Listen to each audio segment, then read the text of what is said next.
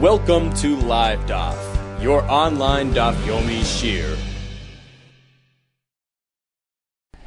Shalom Aleichem and welcome back to today's Daf Yomi, which is Eruvin Daf Yud Gimel, on the bottom of Yud Beis Amud Beis.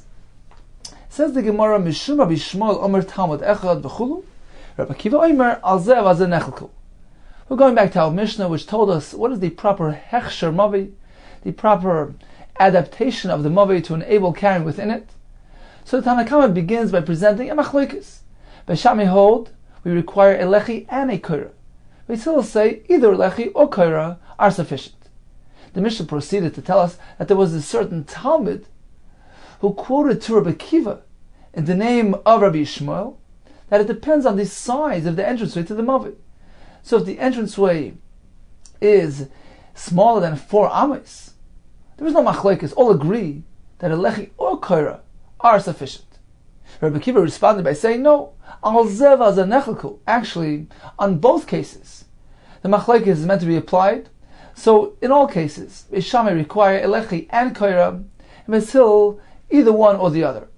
So we don't differentiate based on the size of the mavi, which actually concurs with the Tanna Kama, the way he presented the machlokes, without any differentiation regarding size of the mavi.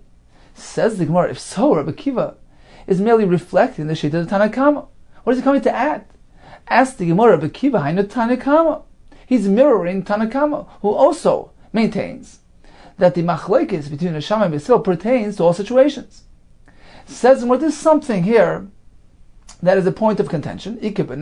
What is between them, between Rabbi Akiva and Tanna Kama? The following case: the Rav Achli, the halacha that Rav Achli taught us. V'tema, some say it was Rav Yechiel, which was regarding that very narrow mavi, less than 4 tefachim, which is less than a Shiur Pesach. So Rav Achli taught us that there's no need to even have a lechi or koira there, due to the fact that it's so small, it's not even a shear of a doorway. So this halacha is the point of disagreement between Rabbi Akiva and the Tanna Kama. There needs to be something that they're disagreeing about. So one will agree with Rav Achli and maintain that such a small mavi doesn't need any tikkun, and the other shita will disagree. Now, it's not clear. There's no conclusion here on who says what. It's either the Tanna Kama or Rabbi Akiva saying one way or the other, but they're certainly having a disagreement regarding this halach. Continues the Gemara. Tani, we learned in the Brayso, Omar Rabbi Akiva, Lo Omar Rabbi Shmuel davar zeh. So he expressed his displeasure at what this certain Talmud was quoting in the name of Rabbi Shmuel, that when it's a small size mavi, there's no machlokes between Sham and Beis Hillel. Rabbi Akiva says it can't be. Rabbi Shmuel never said this. I know Rabbi Shmuel as a chacham, wise man. It can't be that he would differentiate based on the size of the mavi. Ella oisi Talmud amar davar zeh. It was actually the Talmud himself who composed this halacha. Halacha goes to Talmud, and actually the halacha follows the opinion of this Talmud. This seems to be an inherent kasha here. Hagufa kasha, it's inherently a contradiction. First you begin by saying, apparently it's incorrect, and then you praise him. Amris lo yamar b'shmuel davar zeh. First you begin by saying, it's so inaccurate, it can't be. Shmuel even said this. Almost less say, apparently the halacha does not follow this position. And then you conclude by saying, halacha goes to Talmud, the halacha follows the position of this Talmud. Says the Gemara, actually, he disagreed with the Talmud. But why did he conclude in a favorable manner? The only reason why Rabbi Akiva concluded in that manner was to create a good impression, so that the others will be motivated to learn and to delve into learning, to expound. To go ahead and to be mechaded, sharpen them, to inspire them to learn. Let's see Rashi, 9 lines from the top. The only reason why he said that, to sharpen them, to motivate them, that they should apply themselves properly to Torah. They should develop pilpul, they should expound in Torah. That's why he praised this Talmud in their presence, despite the fact that he didn't really agree with what he said, but he wanted to motivate the other Talmidim. Look at the success of a Talmud who expounds, who invests, you should do likewise. Continues the Gemara. Rav Nachman Bar Yitzchak Amar, he actually says that Rabbi Shmuel didn't actually say halacha to Talmud. He merely said nirin itma. It appears. Itma means this is how we learned. Meaning, we learned that Rabbi Shmuel only said nirin. It appears that the halacha follows what this Talmud says. Meaning, he seems to be saying something good. So it was merely a praise. He didn't actually say that halacha follows the shita, but he was praising him to inspire the other Talmidim. Look at what you can achieve if you invest properly in Torah. Continues the Gemara. Rabbi Shimon Levi. So getting back to this Talmud who learned something from Rabbi Shmuel and related it to Rabbi Kiva. So who was this Talmud? Rabbi Shimon Levi called Makam Shata Moitze. Whenever you find this description, Mishum Talmud Mishum Rabbi Shmuel, Amar Talmud Echad. So this Talmud quoted something from Rabbi Shmuel Lefnei Rabbi Kiva. Who was this person? Who was this Talmud? Einai Ela Reb Meir. Apparently this was none other than Reb Meir.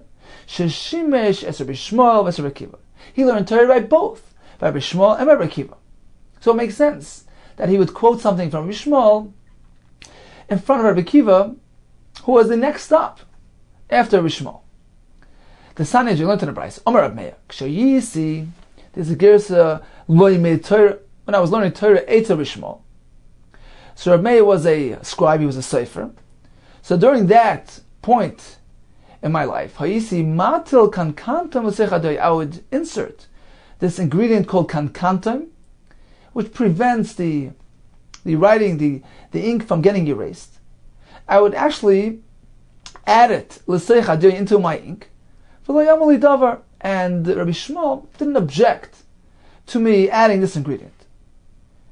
But later on, Kshabasi Eitz Rabbi Kiva, when I came before Rabbi Kiva to learn Torah, Asra Alai, he objected. He didn't let me put the kankantam. Says the Gemara. So we see from here that he began first by Rabbi Shmuel and then proceeded to learn by Rabbi Kiva.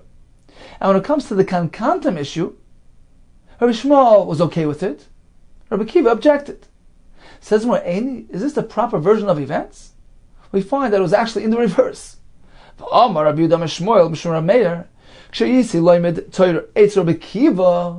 Initially, when I was learning by Rabbi Kiva, I would place the kantam into the ink. And he didn't object. And then when I followed to Rabbi Shmuel, he turned to me and he asked me, B'nai, my son, what's your profession? I told him, I'm a sefer. I write sefer Torah, film, mezuzahs. Amarli, so he told me, B'nai, my son, you must be very careful. Have a zor b'melachtecha. Be careful with your malacha. Shamalachtecha melecha shamayim. It's a heavenly, spiritual profession. Melecha shamayim. You must be very careful. Shema ata machasar is achas.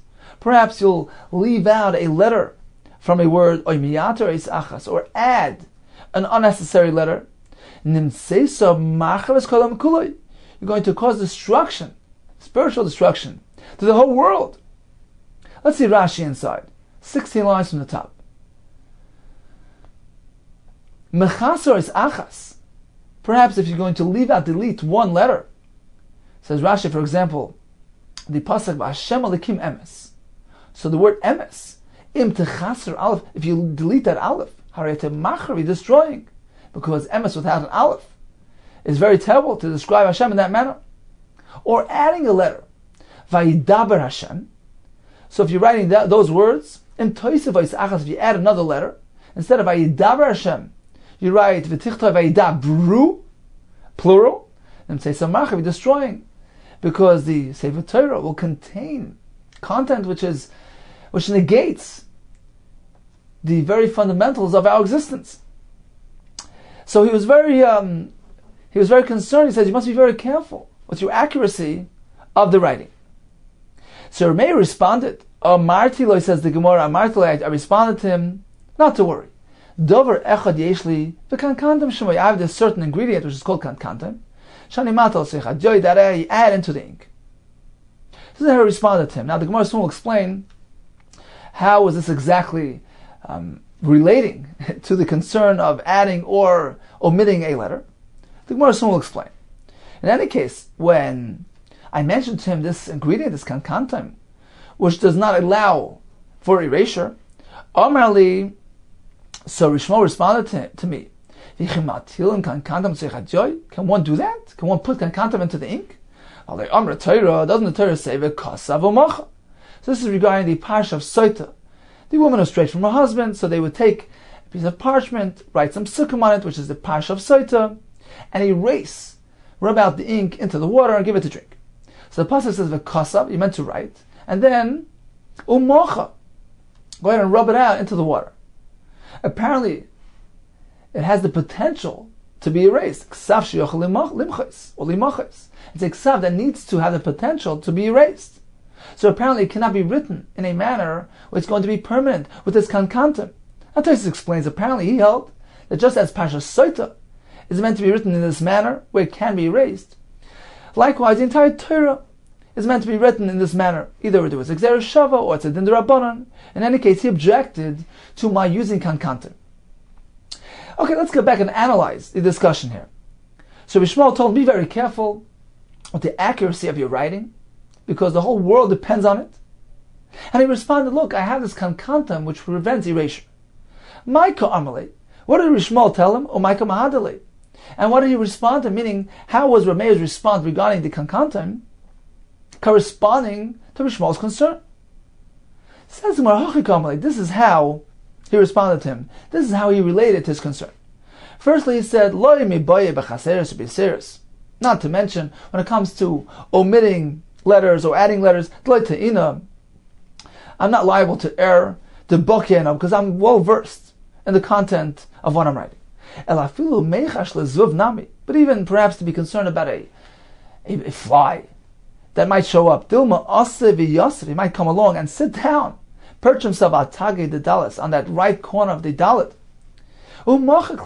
and cause it to get erased, reish, and turn it into a reish, which can have grave consequences. Rashi in Soita says, for instance, in the pasuk Shema Yisrael, Hashem Elokeinu Hashem Echad, right, the one Hashem, he might turn that dalit into a reish, Hashem Acher. So that's very terrible. Is that a concern? So regarding that, he responded, look, I addressed that as well. Dover echad yeshlev kankantam shemoy. I have this ingredient of kankantam shani matul echad yoy, which I place into the ink, which will prevent the erasing from taking place and the fly from wreaking havoc. So two concerns, and he addressed them both. Okay, at any rate, let's go back to the two narrations of events here, of the versions of events. We have number one up on top, the Brisa, where Reb Meir first came to Rabbi Yishmael, and then proceeded to Rabbi Kiva. However, in the second version of events, the narration seems to take on a different sequence. First, he was by Rabbi Kiva, and then Rabbi Yishmael. That's number one problem, a historical problem here. Number two, there seems to be another contradiction, a halachic contradiction, because initially, the Gemara tells us that Reb Meir related that when he was by Rabbi Kiva, when he was by Yishmael, actually, and he told him about the kankantam, he didn't object. But then when he proceeded to Rabbi Kiva, he objected. So it was Rabbi Yishmael who was okay with it, Rabbi Kiva who was against it. In the second version of events, it was just the opposite. Rabbi Meir tells us that when he was by Rabbi Kiva, he was okay with it. Rabbi Yishmael is the one who objected to the kankantam. So we have two kashas here. Kasha shimush hashimush. Number one, regarding the sequence of events. Who was he mishamish first? Where did he learn first? Was it Rabbi Kiva or was it Rabbi Yishmael? Number two, kasha asra. Who was the one who prohibited the kankantam? Was it Rabbi Kiva or was it Rabbi Yishmael? It says, kasha. That first kasha regarding the sequence of events, that can be explained easily. Mikara asal kamed Rabbi Kiva. Because initially, he approached Rabbi Kiva to learn from him, but he was just too deep. He couldn't relate to it. Since he couldn't relate to his depth, so he proceeded to learn by Rishmal. Become a Gemara, and he learned the Gemara, meaning the Mishnayos. He had all the facts clear and straight. And now he was ready to proceed to the next level, to go to Rabbi Kiva and delve into the depths of Torah. V'hada asal kamed Rekiva v'sava svara, and he learned the svara, the proper understanding and the depth of Torah. So both are true. Initially, he was Rabbi Akiva, proceeded to Rishma, and then back to Rabbi Akiva. So that answers that question. Ela Asra Kasha, but the other question regarding who was the one who said Kankanta was Asr, that seems to be difficult. Kasha, indeed, we leave it with difficulty. At this point in the Gemara, they didn't have any approach to resolve this Kasha. At any rate, we have one Shita, it was either Rabbi Akiva or Bishma, who did not allow using Kankantaim for the entire Torah. Continues the Gemara. Tanya Rabbi Yehuda Aimer. Rab Meir Haya Aimer. So Rabbi Yehuda is quoting Rab Meir. La koil matilim kankantem. Let's say Chadjai. Regarding any form of writing, Sefer Torah, Tefillah, Mezuzahs, one may use Diyai with the kankantem. Chutz in Parshas Soita, except when he's writing the portion of Soita, those psukim, even if it's in the Sefer Torah itself, he should make sure that he leaves out the kankantem, so he writes it in a manner where it can be erased. Continues the Gemara. Rabbi Yaakov quoted Rabbi Meir a bit different. You can use kankantem in your ink when writing anything except Parsha Soita Sheba Migdash, except when you're writing the Parsha Soita, which is being used in the Beis Hamikdash to feed the Soita. But apparently, he's not concerned with the Parsha Soita, which is within the Sefer Torah itself. My Benayu, what is the halachic difference here between these two approaches, between Rabbi Yehuda's quote of Rabbi Meir and Rabbi Yaakov's quote of Rabbi Meir? Rabbi Yirmiyah, very simple. The question here is, can one use the psukim that are already written in the Sefer Torah? So it wasn't written for the sake of the Isha, but it was contained within your standard typical Sefer Torah. Can that be used? Can you erase that for the sake of the Sefer? So Rabbi Yehuda holds, yes you can. Therefore he says, you must make sure to write the psukim in the Sefer Torah properly in a manner where they can be erased. Whereas Rabbi Yaakov holds, you cannot use the Sefer Torah for this purpose. Therefore he's not concerned about using kankantam throughout the entire Sefer Torah. The only exclusion is the Parsha Soita Sheba Migdash, the actual Parsha which is written for the sake of the Soita. Continues the Gemara. V'hani Tanai, Kani Tanai. These Tanaim seem to be compatible with another Machlokes Tanaim, which seem to be having the same Machlokes, whether or not one may use the Sefer Torah itself for the Soita. The Sani, as we learned, Ein Megillasa Kshera Lahashkas Soita Acheres. So they went ahead and they wrote a Megillah, this parchment, with the psukim, with a certain woman in mind. Tanakama says you cannot decide to use that for a different woman, because it wasn't written for the sake of the other Isha. Rav Acha bar Yosha Amar, he says you could. Megillah Kshera, the Megillah of one woman, is kosher lahashkas b'sayt acheres, to use it to give to drink to a different site. Says more, apparently the two things are related. Meaning, Tanakama, who says you cannot divert the Megillah from one woman to the other, holds that likewise when it comes to the Sefer Torah, you can't use the Sefer Torah for the Saita because it wasn't written with her in mind.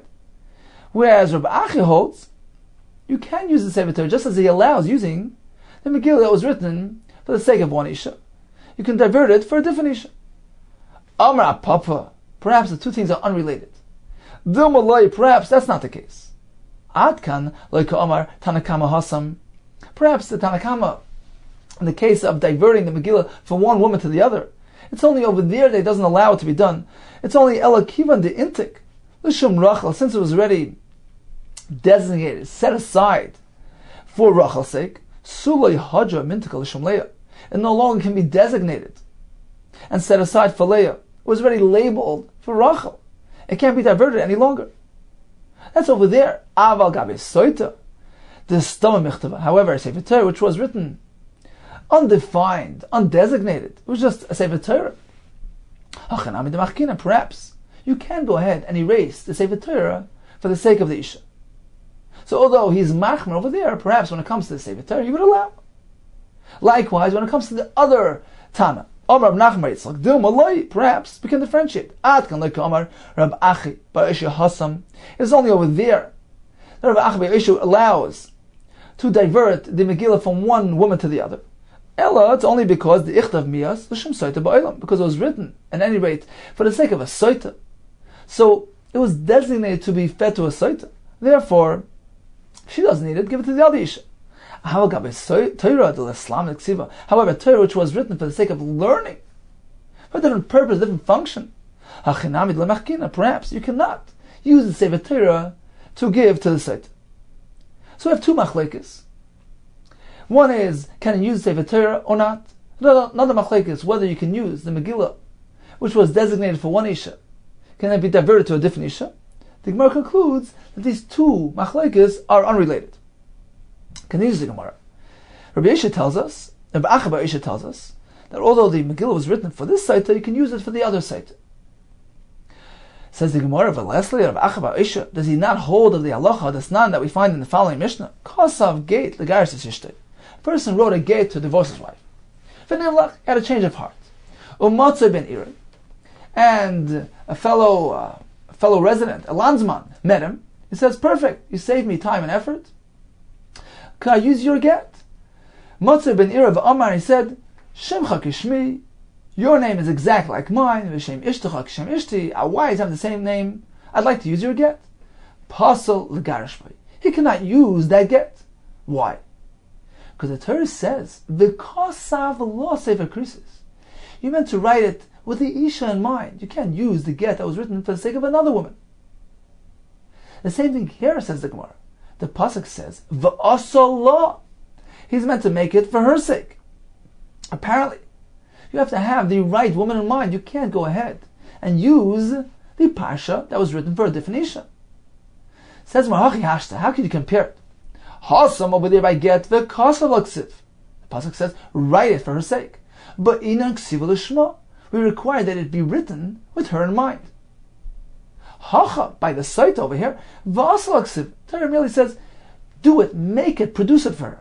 But inan asi l'shma, we require that it be done for her sake. Asiyo de da mechikahi. How do you do it for her sake? It's the mechika, it's the erasing into the water. Torah is not referring to the writing. So although it was written for the sake of somebody else, as long as you're erasing it, you're scrubbing it, rubbing it into the water, for the sake of this Isha, you have fulfilled the tzibur, the instruction of v'asala. Continues the Gemara. Amar Rab Acha bar Chanina. Goloi v'yodua. It is revealed and known of name Misha Amar v'hoya olam, before Hashem created the world. She'ein b'doyish Ramei kamoisei. In the generation of Rameir, there was nobody like him in his clarity and depth in learning. If so, why didn't the halacha always conclude like his opinion, his position? The reason is not for lack of intellectual ability, just the opposite. His colleagues couldn't properly conclude based on his reasoning and his eloquent presentation. They couldn't conclude whether his final opinion is meant to be followed, as Rashi will explain.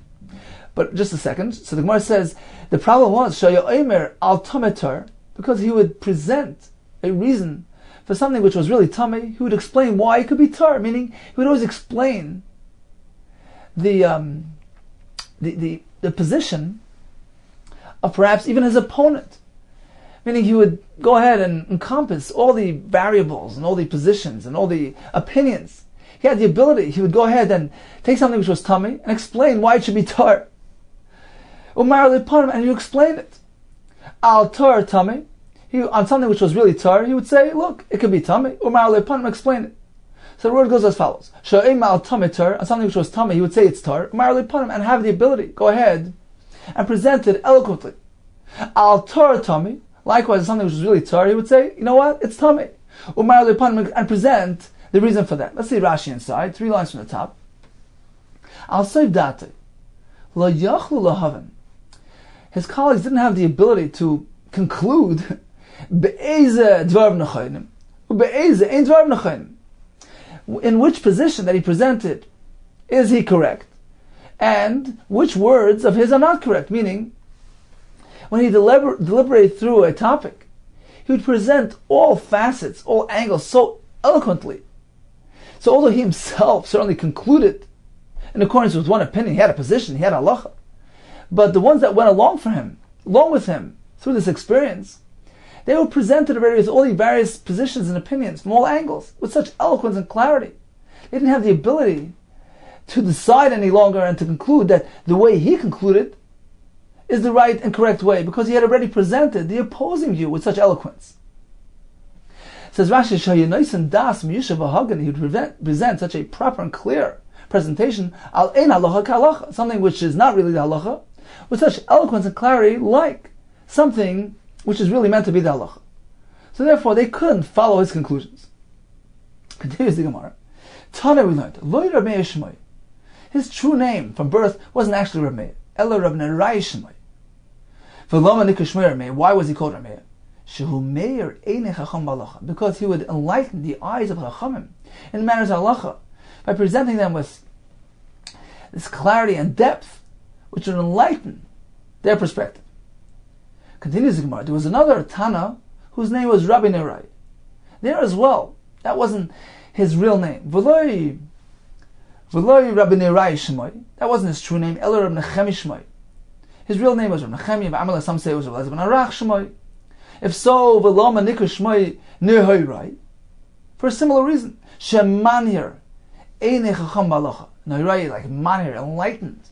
He would enlighten the eyes of the Chachamim in matters of halacha by adding clarity and depth. So Reb Meir is a lashon of Meir, and Noirai is a lashon of manir. Continues the Gemara. Omar Rebbe, Haide mechadadna mechavroi. You know why I'm sharper than my friends? The chaziti l'Reb Meir ma'achari, because I viewed Reb Meir from behind. So when Rebbe was young and he learned Torah from Reb Meir, he wasn't old enough to have the privilege of sitting in front of him.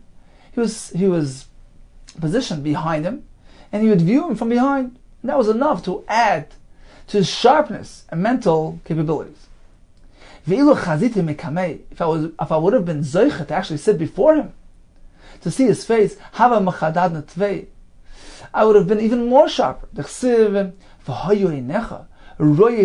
Your eyes should view your teacher, as Marsha says, it adds to your learning experience. These gestures and the facial expressions of the Rebbe add a lot, contribute a lot to the learning experience. One is meant to actually view and see his Rebbe. Continues the Gemara. Amar Ravo Rav Yechon. Talmud Hoyle Rav Meir. B'Sumcha Shmai. There was a certain Talmud that Rav Meir had. His name was Sumchas, that actually seemed to carry on Rav Meir's approach to learning. In any matter of tumah, any halacha, he would say, he would present 48 reasons for it being tumah. Likewise, anything which was tar, he would give 48 reasons for that. Tana, we learned, Talmud Vasek B'Yavne, there was this veteran Talmud in Yavne, Shayamataris HaSheretz, B'Meya V'Chamishim Tam. He would present 150 different reasons to purify a sheretz, to explain why these sheretz, this lizard, for instance, is not metame, and we know that there are 8 shvatzim in Torah that are metame. He would present 150 reasons to be metired. Tosfos asks, what's the big deal to go be metired something where the Torah specifically says it's tame? So Tosfos has a whole explanation. He wasn't referring to actually being metame entire sheretz, but merely discussing a certain aspect of the tumah of the sheretz, which he presented as being Torah based on these 150 reasons. Amar Avina, Ani Adon Vatarenu. I will present a reason, a Kavah Chomer, which can actually prove that a sheretz should be Torah. Why? Uma Nachash.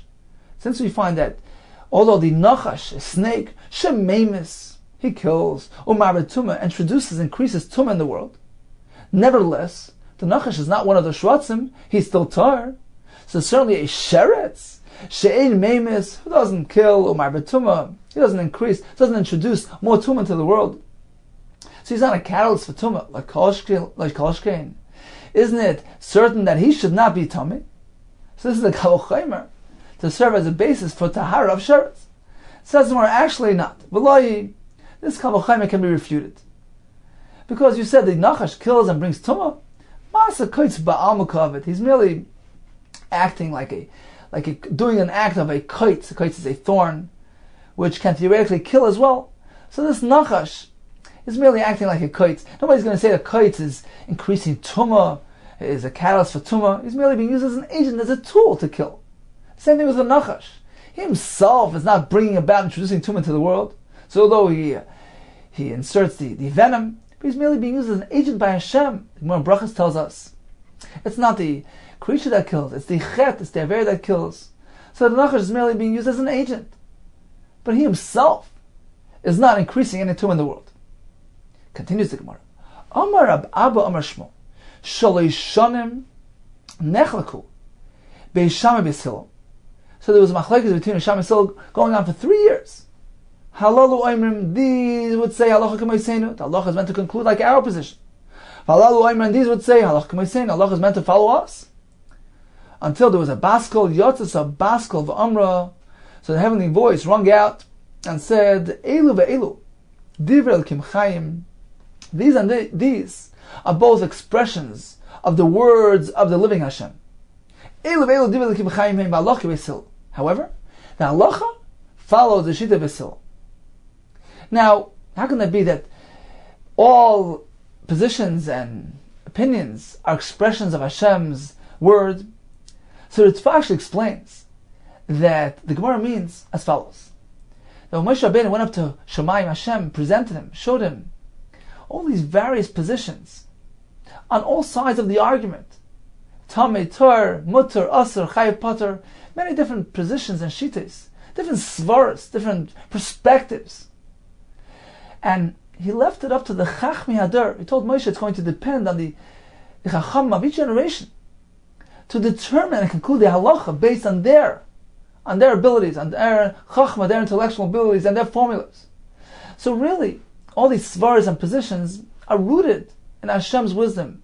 They have credibility. They are divrei Elokim chayim. Although, when it comes to halacha l'maisa, we may not follow all those positions. Nevertheless, they're considered to be divrei Elokim chayim. Rashi in Ksubas actually explains that many angles to a debate all have credibility, meaning when one has one position as opponent a different position, in reality, they're all saying something true.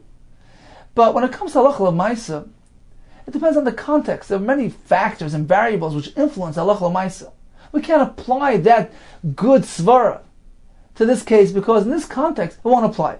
But perhaps this reason, this rationale, can be applied elsewhere. There's a line from the Rogatchover Goyen in Europe. He used to say that a Havamina in Gemara, when the Gemara has a Havamina, shall we say this? And the Gemara concludes, no. We learn even the Havamina. So he says why? Because even the Havamina is Torah, and he says that the Havamina, although perhaps it doesn't apply here, because we change our mind, we revert from that approach, we conclude differently, but that Havamina can be applied elsewhere in Shas. Look around, you'll find many times something which doesn't work in this Gemara will work elsewhere. So even the Havamina is technically part of Hashem's Torah. The Chidah adds that in order to gain proper clarity, to arrive at the proper clarity and proper conclusion in halacha, you must go through all the phases and stages and steps, back and forth.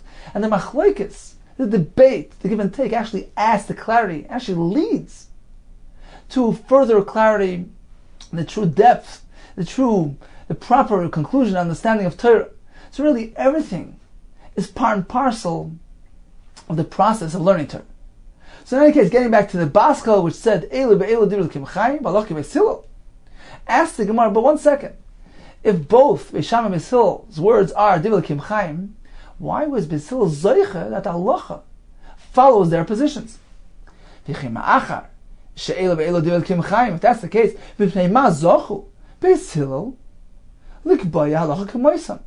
why was Beis Hillel zoiche that the halacha follows their positions? And the reason is not on account of their intellectual superiority. Actually, the Gemara Yevamos tells us that Beis Shammai were mechaded titfei. They were sharper than Beis Hillel. So why then? Because they were pleasant and tolerant and humble. So their midas, their character traits were more developed and superior, and that's why they were zeich. So they were noichem v'aluvin. When they would have a debate with Beis Shammai, they would actually present Beis Shammai's opinion as well. They would relate to the words of Beis Shammai. They would say, look, we know this is what you're saying, but this is the reason why we can't agree with you. So it wasn't a personal dispute, chas v'shalom. They accorded great personal honor and respect to Beis Shammai. They actually related to their position. They repeated their position of Beis Shammai and explained why they differ. So that's what it means. V'shonin divrei Beis Shammai. They would state their own opinion, and also they would make mention of the words of Beis Shammai and explain why they differ. Not only that, elo shemagdimin divrei Beis Shammai. When they would have their narrative, they would actually precede Beis Shammai's words to their words. As we find in the following Mishnah. So if a person sitting, his head, most of his body is in the sukkah. So he's mostly in a sukkah, but his table is outside. His table is in the covered roof in the home. Can one eat in that manner? Beis Shammai personally say it's no good. There's a concern he might actually turn around to his table and eat in the house. Beis Hillel, they say it's okay. There's no such a concern. Beis Hillel, Beis Shammai. So Beis Hillel presented to Beis Shammai the following story. Wasn't this the narrative of the following story? And the elders of Beis Shammai and Beis Hillel went. So stop for a moment. We see right here that when they presented their argument, they preceded Beis Shammai to themselves. They said Ziknei Beis Shammai, and only then Ziknei Beis Hillel. So we see that tremendous humility in their presentation. In any case, getting back to the Mishnah here. So Beis Hillel is speaking and saying, look, the elders of Beis Shammai and Beis Hillel went to Levaka to visit as Rabbi Yochanan Mecharonis.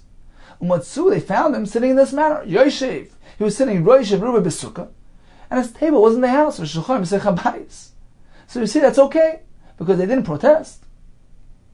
Amar Beis Shammai. So Beis Shammai responded, Misham Raya. You're bringing a raya from there. Actually, the correct version of events was as follows. Actually, they did tell him, if this is the way you always conducted yourself, sitting in this manner at your table in the house, you've never properly completed and fulfilled the mitzvah of sukkah. In any case, we see from here that Beis Hillel were very humble and they were magdim Beis Shammai to themselves. Ask the Maharal, why is this related to halacha l'maisa? We say, well, Beis Hillel was zeicha that the halacha was established based on their positions and opinions. Why? Because they had better midas.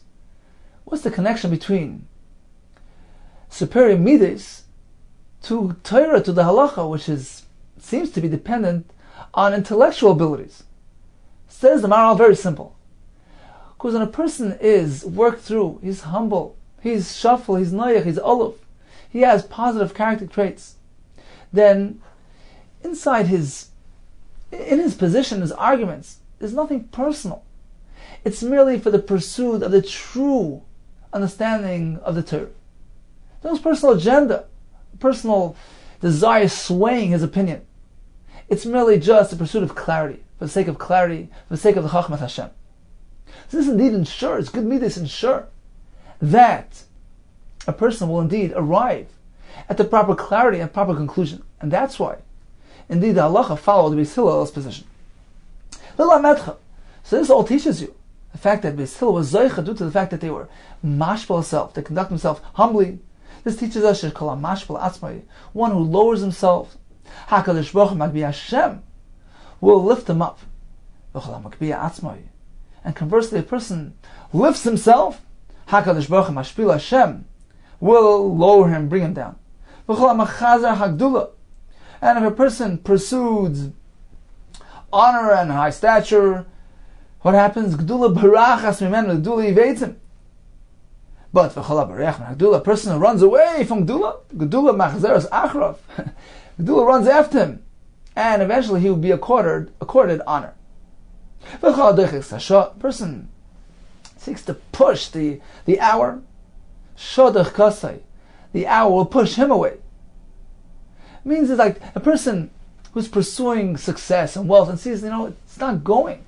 He's not being successful in his endeavor.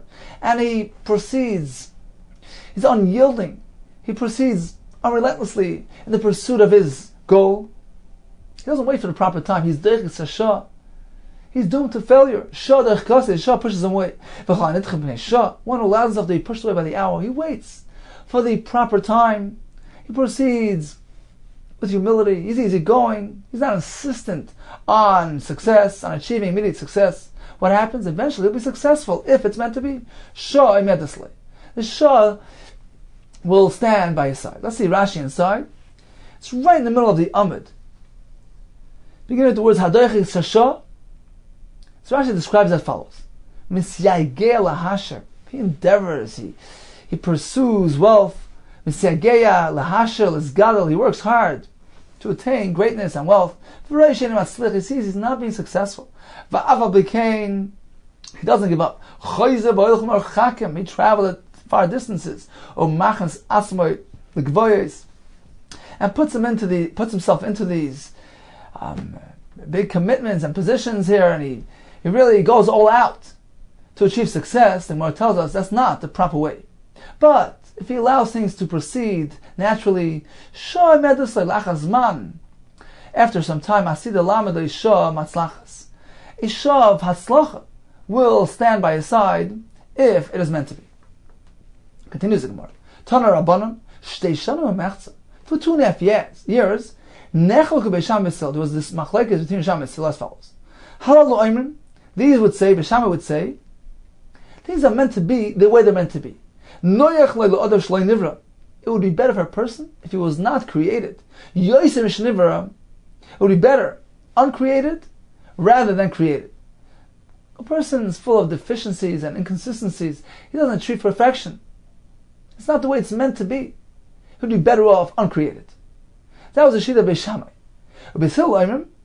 Despite the fact that he's incomplete and deficient, it's better for the person that he was created. That's better than if he would have been left uncreated. So although a person doesn't really achieve perfection, he does what he can do. It's the effort that counts. So whatever he does is okay. Better that he was created. Nimnu v'gamu. They took count and they concluded, like Beishamai. It would be better for a person if he was left uncreated. However, now that he was actually created, make the best of it. One is meant to examine his deeds, see if there's something wrong to do tshuva. But some say, one is meant to weigh the effect, the consequences of his actions. Let's take a look in Rashi, which is 24 lines from the bottom. So meant to examine what he did, the things that he already did. Take a look. If he finds some averis, do vida v'yashav, and he should do tshuva. If weigh his deeds, that's referred to the future. If a person is presented with a mitzvah, and it involves effort and difficulty, a person is meant to apply a mental scale. Yechashiv hefsid mitzvah, you should see what's the loss that's involved, kineged schara, and put it against the tremendous reward that will be coming him as a result of the mitzvah. And he shouldn't neglect doing the mitzvah due to the hefsid involved. Because he's going to experience great reward as a result. That's worth it. Same thing regarding Avera. If a person is presented with an esayin, a pitfall of an Avera, he should stop and think for a second. Apply that mental scale. He should see, look, what is the momentary pleasure that I'm going to experience in the moment, and apply that negative seda in contrast to the tremendous loss due to the einish, the grave consequence which will result from this aver. So that's the two approaches. Ifashish and Maisa is referring to the past, and Yemashmesh is referring to the future. Since the Shalom actually says that one is referring to averas, Yefashmesh, take a look and see if there's anything wrong and get rid of it. Do tshuva. Yemashmesh is referring to the positive deeds. So he compares it to a merchant who sells material. Yemashmesh means feel the material, see if it has high quality. So a person is meant to take a look at his mitzvahs, at his learning, at his davening, and be mamashmish, feel it through and through, see what it's made of, what is the nature of one's mitzvahs. Is he really being meticulous about the performance of mitzvahs? Are they high quality production? So the point of mamashmish is to increase and to improve the observance of one's mitzvahs. Okay, time for a brief chazara of today's daf. We began discussing the halacha of the mavoi, where there was a certain Talmud who says, well, it depends how large the mavoi is. We have a machlekes, Bishamai require lechav v'kaira, but still say one or the other. So this Talmud quoted Rabbi Shmuel saying, well, if it's a small mavoi, all agree lechav v'kaira is not needed. One or the other is enough. And Rabbi Kiva negated that opinion. The Gemara proceeded to tell us that the Talmud was actually Rabbi Meir, who began with Rabbi Kiva, proceeded to Rabbi Shmuel to learn the Mishnayos, to get everything clear, and then was ready for the next level of depth, of Rabbi Kiva's depth, and very, very involved learning. So then he proceeded to Rabbi Kiva and learned from him. We discussed the idea of putting kankantim into the joy, which prevents it from getting erased. There was one sheet that says you can't apply this type of joy to the entire Torah. We had another sheet which says you cannot apply it in a case where you actually need to erase it for the Saita, whether it's the parsha of the Torah, whether it's a specific parsha which was written for this specific issue. The Gemara told us about two disputes. There's a machlekes regarding using the parsha of Saita written in the Sefer Torah to feed a Saita.